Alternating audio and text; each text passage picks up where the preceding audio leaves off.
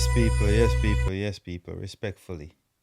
And honestly, what I'm about to say, I don't mean it in any derogatory, repugnant way, all right?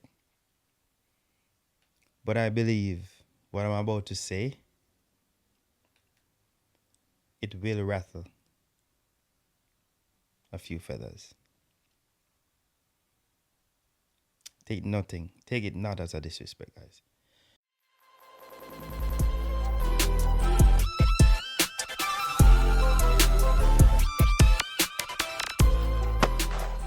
There is a matter that requires your immediate attention. Yes, people. Thank you. Thank you for checking in.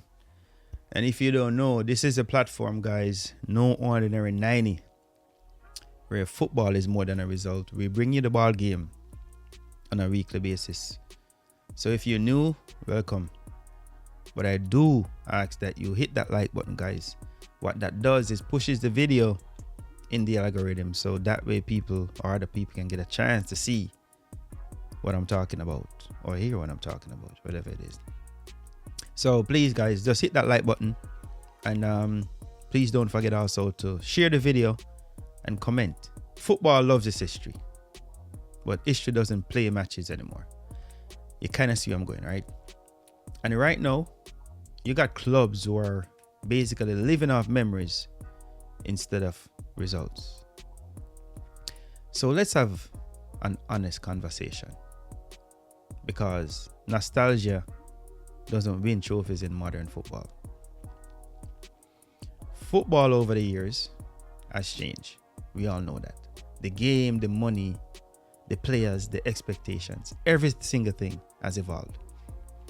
One club in particular, Man United, a team I truly respect and has remarkable history behind them. You know, one of the greats and one of the biggest clubs in the world.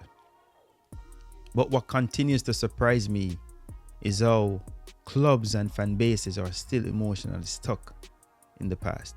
Almost as if history alone can compensate for what's happening right now. And truthfully, it can't.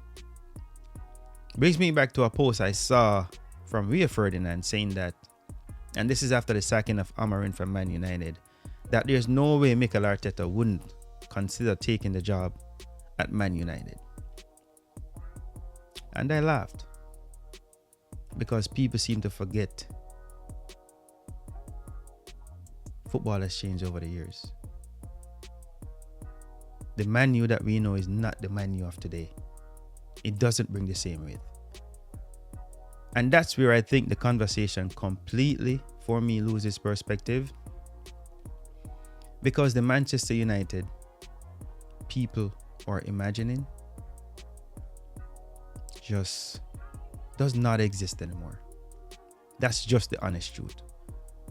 That Manchester United, the dominance, the fear factor, that was a different era, under different leadership, in a different footballing world, in a different space.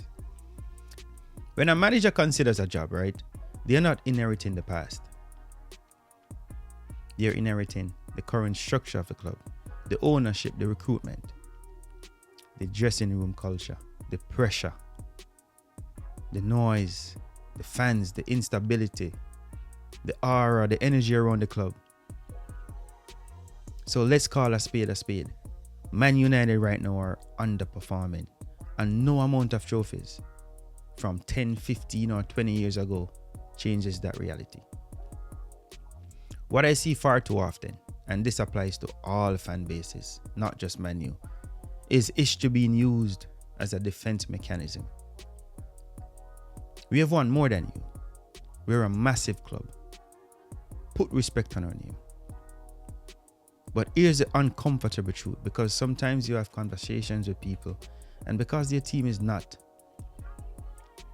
performing the way they used to, it's as if they cannot accept that currently the team is just not there. So they live in those memories. The uncomfortable truth: past trophies don't earn you sympathy in modern football, and they don't cover up your present failure either. You don't get a trophy every year for what you used to be.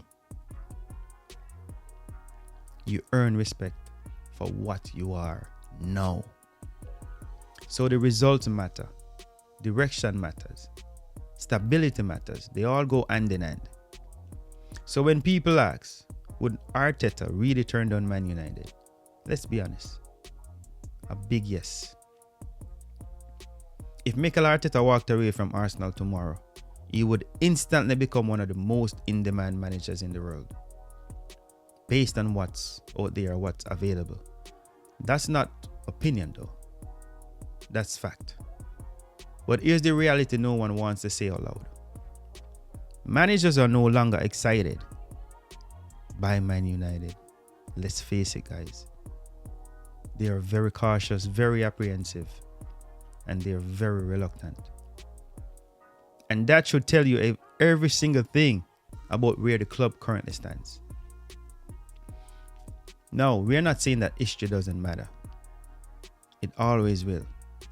History is the foundation. It's the identity on what people build on.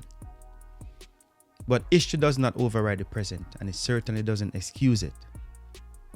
What it does, as every club, you want to continue the legacy. So the present plays a major part in continuing that process.